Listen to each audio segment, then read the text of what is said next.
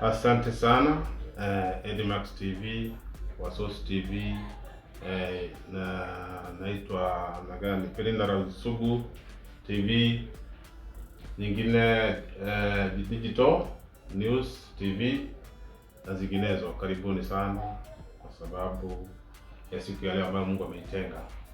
Ninashukuru kufika kwenu hapa. Hakika hiki kifo cha Jirongo kimenipata kwa mshangao mkubwa sana, na rambirambi zangu kwanza natuma kwenye familia kwanza. Poleni sana kwa kumpoteza shujaa wenu, kumpoteza ambaye ni breadwinner wenu kama kiongozi wa familia. Poleni sana. Na baada ya hayo, pengine mimi nitaongea tu kwa maoni yangu, kwa sababu hiki kifo ni cha kusitikisha sana.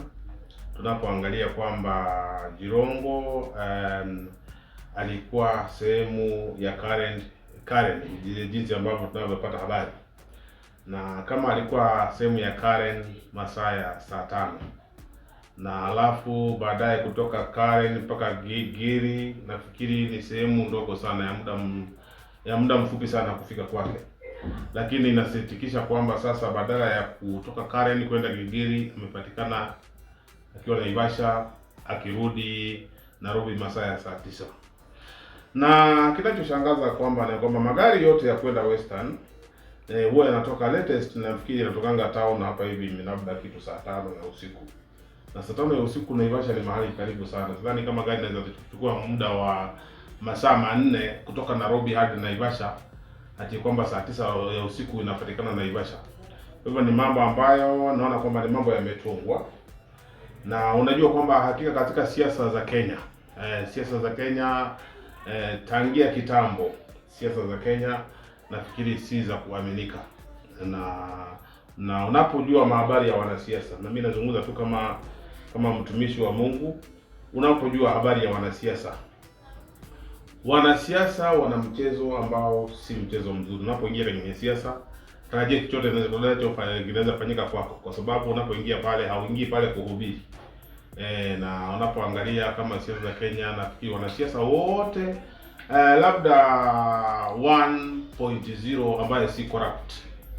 Nafikiri 99% ya wanasiasa Kenya ni watu corrupt, na wengi wao wanatawala pale kupitia kwa nguvu za giza. Unapoelewa mtu anapotawala katika nguvu za giza, ina maana kwamba yule mtu yuko tayari hata kumwaga damu ya mwenzake, mradi tu kwamba yeye azidi kuinuka na kuinuka kule juu. Na siasa hizi kwanza tumefika mahali ambapo ni hatari sana. Tunaelekea mahali ambapo ni hatari sana, ambapo sasa uchaguzi ujao wa 2027 kitambo ufikie, damu itakuwa imemwagika sana. Wanasiasa wengi pia maisha yao yako hatarini, na kuna wanasiasa wachache tu ambao nitawaambia kwamba wajilinde mahali walipo, maana hata maisha yao pia yako hatarini. Si kusema kwamba mimi nawapangia, lakini mimi nazungumza kama mchungaji na mimi ninavyoona katika macho yangu ya roho. Kuna mwanasiasa kama Babu Owino yafaa kwamba aombewe sana, kwamba pia maisha yake hayako salama, yako hatarini, kwa sababu ni mwanasiasa ambaye anainuka na ako na usemi mkubwa sana. Na kuna wale ambao wako kule juu ambao hawataki kuona wanasiasa wanaoinuka, kwa sababu labda wanapoinuka watafanya kwamba ile siasa zao ziweze kufifia. So kuna mwanasiasa kama Babu Owino yafaa kwamba aombewe sana, maana maisha yake yako hatarini. Tunapotoka kwenye Babu Owino, kuna mtu anaitwa Edwin Sifuna pia anafaa aombewe sana, kwa sababu pia anaonekana kwamba siasa zake zimeweza kuwatishia vigogo wengi ambao wako kule juu, ambao wanasemanga hao sisi ndio tunasema. Pia Edwin Sifuna anafaa aombewe sana. Siasa hizi mwelekeo wake si mzuri sana, kwa sababu kuna wale wako pale juu, wale wanategemea damu ya watu ili kwamba waweze kunufaika, ili wazidi kukaa katika utawala. Na hakika tuiombee nchi ya Kenya, kwa sababu umwagikaji wa damu utakuwepo katika nchi kubwa. Tuiombee sana Mungu aweze kuingilia kati ili jambo, na kama tuendelee ili janga, tutashukuru Mungu, kwa sababu hakika ni dhahiri kwamba mambo ambayo yanaenda kutokea si mambo mazuri. Na unapoangalia kama saa hizi kipindi cha Krismasi, watu wanaelewa Krismasi hii kuanzia mwezi wa 12 unapoingia ni mwezi wa kutoa makafara, na unapotolewa makafara nafikiri kuna wale ambao wanakuwa wako targeted kutolewa makafara, na tunapoona sasa tayari umeshaanza na umeanza tayari kutoa makafara. Naposema habari ya Jirongo, Jirongo si kwamba ni ajali ya kawaida. Jirongo kuna mtu behind her, na yeye amekuwa kama kondoo wa kuchinjwa kwa sababu ya watu fulani kwenye uongozi.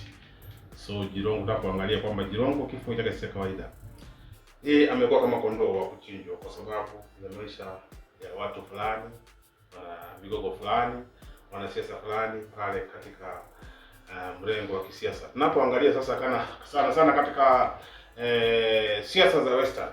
Siasa za Western kuna watu wamekuwa wakijipiga kifua pale tangia kitambo. Tunapoona pale kujipiga kifua kwao ni kutumia damu ya Waluya sana. Watu kama mtu kama Wetangula na Ma-DVD, mnamjua Ma-DVD vizuri sana. Wetangula na Ma-DVD ni watu ambao wamekuwa kijipiga kifua sana. Na tumeona katika uongozi wao hatujaona lolote ambalo Waluya wanaweza kujifunia katika hao watu wawili. Ni watu ambao wameweka tu matumbo yao mbele, na wanapoweka matumbo yao mbele naona kwamba sasa wanataka kutumia Waluya wengine kama kondoo wa kuchinjwa kwa sababu ya nini?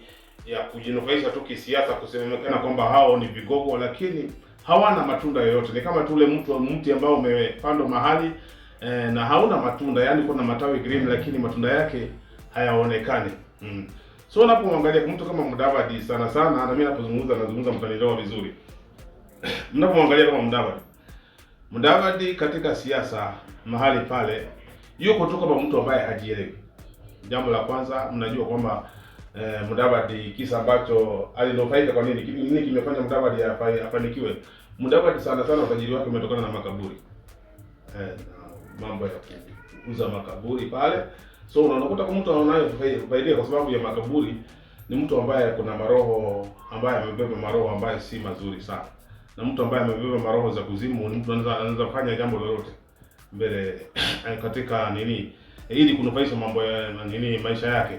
Na unajua kwamba ukisikia mtu kwamba anaweza uza kaburi na jinufaishe, kwamba mtu kama huyo ni mtu anaweza fanya anything katika maisha yako.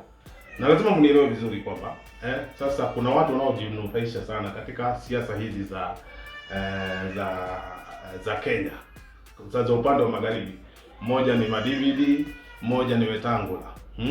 Na mtu kama Wetangula nafikiria kwamba mikono yake unapoona kwamba ni mikono imejaa damu. Na mtu ambaye mikono imejaa damu, mtu ambaye amejaa laana tupu. Kwa hivyo tuna wale wawili ambao wamelaaniwa na wanahitaji maombi sana. Wanahitaji kwamba waende wafanyiwe maombi. Na hao ni Wetangula na Ma-DVD. Laana yote Waluya iko juu ya hawa watu. So wanahitaji maombi sana, tuombee hawa watu. Nafikiri na wakati wao wa kufika kupumzika nafikiri umefika. Ni vizuri sana tuwaombee waende wapumzike salama, wasipumzike na damu za watu katika mikono yao. Na watu unajua kwamba mtu anapozeeka sana, mtu anapokuwa mzee, mimi naheshimu pia wazee, lakini unajua kwamba mtu anapozeeka wakati mwingine akili inarudi kama mtoto mdogo. Wengine yale mambo ambao wanaota katika ndoto ndio wanakuja wanasema mchana hayo yatatendeka. Na Biblia inasema kwamba wazee wataota ndoto. Na unapoona sasa Mudavadi na Wetangula hii miaka ambayo wamekaa katika uongozi tangu enzi za kina Moi, nafikiri ni wakati ambao ni wakati wao wa kuota. Na mara mingi wanapoongea unakutaka hawa watu wanaota ndoto, wanaona kama ni reality. Mudavadi anaona kila wakati akiwa president.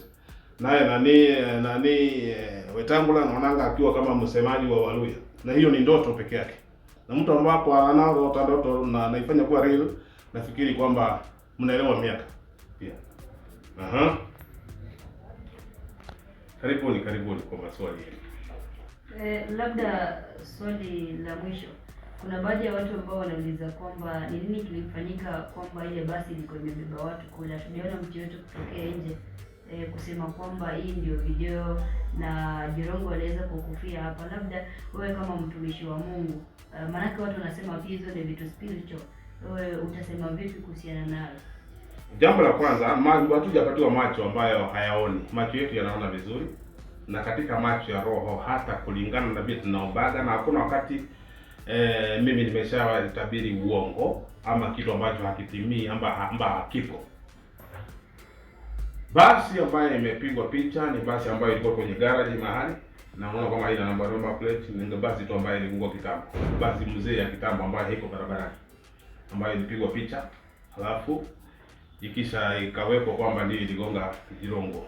Na jambo la kwanza unauliza, kwa wale watu waliokuwa kwenye basi, watu 65, mbona hakuna hata mmoja aliyejitokeza kusema kwamba mimi nilikuwepo kwenye basi? Na inaonekana wala ni mizimu ilikuwa ndani ya basi, sio watu. Na kama ni mizimu ilikuwa ndani ya basi, inaweza kwamba ilikuwa na mizimu, haikuwa na watu.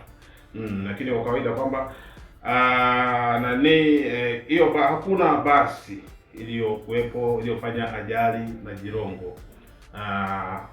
Jirongo tu wametolewa kama kondoo wa kafara kwa sababu tu za wanasiasa ambao wanataka kujinufaisha. Hakukuwepo na kitu kama hicho. Na kuna watu ambao wanaotumika kugawanya Waluhya wasiongee katika lugha moja. Kuna huyu mama anaitwa Nakumicha ama nani? Nakumicha huyo ni mmoja ambaye amenunuliwa kugawanya Waluhya, na huyo pamoja na hawa watu ambao wanaitwa David na Weta, hao ni watu watatu ambao wametumika kugawanya Waluhya na kugawanya kura zao. George Natembeya pia maisha yake yako hatarini. Kuna nani mwingine? Kuna George Natembeya, kuna huyu jamaa anaitwaje huyu ambaye amekuwa kusupport sana nani Gachagua, anaitwaje huyu wa Malala pia Malala maisha yake yako hatarini. Kuna viongozi kadha wa mashariki ambao wa magharibi ambao maisha yao yako hatarini. Kwa hivyo kama Luhya Nation, unganeni pamoja. Ni vizuri kwamba watu waungane pamoja na waweze kuombea sana wanasiasa wa magharibi, kwa sababu kuna baadhi tu wanasiasa ambao wameweka matumbo zao mbele ili kusaliti kugawanya Waluhya wasiongee katika lugha moja. Na kuna hii njia moja ya kuwanyamazisha. Wakati tunapoona sasa wanapoanza kuua wanasiasa wa Western, ni njia moja ya kunyamazisha wanasiasa wa Western wasiweze kuongea lugha moja. Mtu akiongea tu hivi anawezekana kwamba wewe utaenda. Akiongea tu hivi wewe, wanasiasa wa magharibi ama taifa la watu kutoka Western, ni vizuri muongee katika lugha moja na mseme enough is enough. Mmetumiwa mara miaka mingi sana kama vifagio vya kufagilia watu njia wanapita, lakini wakati ambapo taifa la magharibi watu waongee katika lugha moja. Na ni vizuri sana hata kama kuna wachungaji wa magharibi, ni vizuri pia mshikane pamoja muweze kuombea watu wa magharibi, kwa sababu siasa za magharibi sasa naona kwamba zinaenda kuingia katika hatari, na kuna watu ambao pia wako targeted kwa sababu tu ya wale viongozi wako juu. So natumaini wakati mwafaka ambapo sasa viongozi wa mashariki wa magharibi wanafaa waombewe sana. Nimejibu swali? Naam, umesema kwamba Jirongo alitolewa kafara. Labda kulingana na maoni yako, unahisi ni kwamba ni nini haswa kilichofanya atolewe kafara? Jirongo, sababu ya kutolewa kafara ni kwamba Jirongo mara mingi hajakuwa support upande wa serikali. Haja support serikali kwa muda mrefu. Amekuwa kinyume na mambo ambayo yanatendeka katika serikali, na amekuwa sana akipiga yale mambo, na ikaonekana kama siasa zake zitaendelea kuleta mgawanyiko sana katika serikali. Na tena Jirongo kuna mambo ambayo anajua ya ndani sana, kuna siri anazojua sana za ndani sana za serikali. Unajua jambo la kwanza, Jirongo ndiye alikuwa mdosi. Kitambo Jirongo ndiye alikuwa mdosi. Na kama Jirongo ndiye alikuwa mdosi na sasa yeye saa hizi ni mtu wa mkono, sidhani kama kabisa kama maisha yake yatakuwa salama, kwa sababu kuna watu ambao pia hawataki kusikia ametoboa siri. Hizo siri yeye yuko tayari kutafuta. Na amekuwa kiwindo tangu kitambo. Unaona kwa mwanzoni kwamba kuna mtoto wake ambaye alikuwa na boyfriend mzungu, na usiku tu kwamba yule walivamiwa na yule boyfriend yake akauawa. So pia amekuwa akiwindwa, ni mtu ambaye amekuwa akiwindwa, na naona kwamba hata walipokuwa sehemu walipokuwa ni walijua kabisa huyu mtu ameenda peke yake na labda hana ulinzi, na ndipo wakajua kwamba sasa huyu tutamalizana naye jinsi ambavyo walivyofanya. So sababu Jirongo amekuwa kinyume sana na serikali, na amekuwa kinyume sana na wale ambao wanasiasa ambao wamenufaika sana. Unapoona sasa kama yeye sasa anapiga mdomo, anasema kwamba ama anaanza kutambua wale ambao watu corrupt. Jambo la kwanza anasema wewe unatutambua, na wewe kwanza tulikuonyesha njia ya kufanya nini, ya kukula. Sasa kama ulikula ukatosheka, sisi nasi unataka unataka sasa sisi kutuweka matatani, basi. So unajua tu nini ambacho kingetendeka. Natumai kwamba nimejibu swali. Na una support George Natembeya twende hiyo urais ama mmoja? Mimi ya kwamba mimi na support yeyote ambaye anatetea mwananchi. George Natembeya amekuwa akisapoti mwananchi, na kuna viongozi wengi ambao wamekuwa akisapoti mwananchi. Babu Owino amekuwa akisapoti mwananchi. Na kuna viongozi wengi ambao wakisapoti wananchi. Mimi natetea yoyote ambaye atasimama na mwananchi na abadilishe economy ya Kenya. So mimi naunga yoyote ambaye atasimama na abadilishe maisha ya mwana Kenya. Mimi si support mtu yoyote ambaye ni corrupt. Mimi si support mtu muuaji, support mtu anayemwaga damu. So Natembeya pia ni one of wale ambao mimi napenda, ni one of ambao mimi naomba kwamba Mungu aweze kuwapatia nafasi ya uongozi. Huyo ni nabii ambaye anajulikana kwa sana, ambaye anaitwa Nabii Israel. Israel aliweza kutabiri mengi katika nchi ya Kenya, Tanzania, na sasa hivi ameweza kutabiri mazito kuhusiana na viongozi kutoka magharibi mwa Kenya.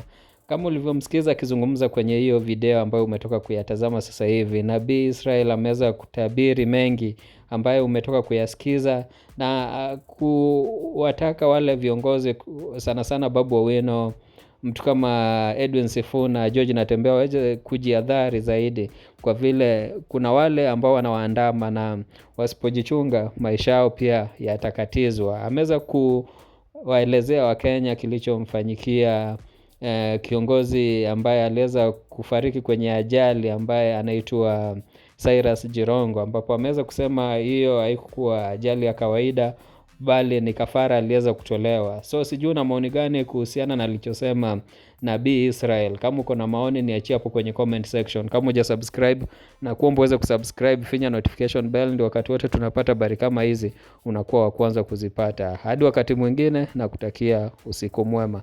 Asante sana.